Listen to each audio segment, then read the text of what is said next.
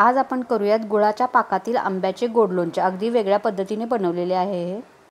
एक कच्चा आंबा घेतलेला आहे, त्याचं देठ कापून घेऊया आणि याची साल काढून घेऊया। आता पातळ आणि लांबट आकारामध्ये कापून घ्यायचा। पातळ कापायचा म्हणजे लवकर शिजतो आंबा। कैरी घेताना मऊ घ्यायची नाही, कडक घ्यायची।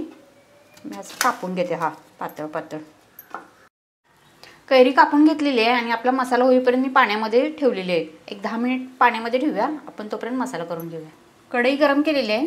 10 काळी मिरी, एक छोटा दालचिनीचा तुकडा, हिरवी वेलची 4, मेथी दाणे पाव चमचा, बडीशेप अर्धा चमचा। आता हे सर्व आपण थोडंसं गरम करून घेऊया, फक्त गरम करून घ्यायचं। आता हा मसाला सर्व जाडसर कुटून घेऊया। 1 चमचा तेल तापवलेलं आहे, त्याच्यामध्ये टाकूया मोहरी, अर्धा चमचा मोहरी टाकलेली आहे, अर्धा चमचा जिरे आणि आंब्याच्या फोडी ते टाकून घेऊया।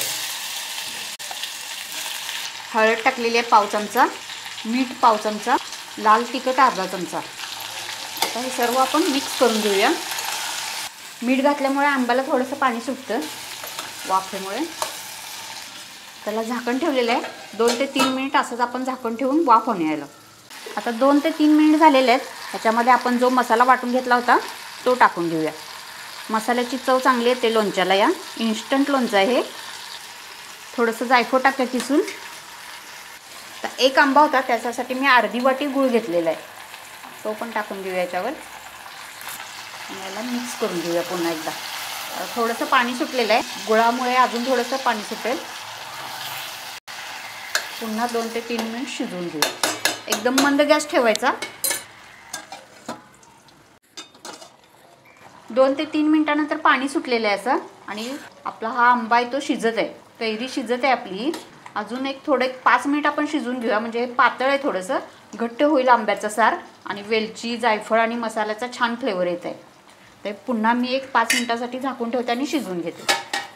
5 मिनिटानंतर कैरी शिजलेली आहे आणि हा गुळाचा पाक पण थोडा घट्ट झालेला आहे। तर आता हे आपण काढून घेऊया। थंड झालं की लगेच खायला तयार आहे आपलं इन्स्टंट लोणचं। खूप छान लागतं चवीला, आठवडाभर टिकतं हे फ्रीजमध्ये ठेवलं तर।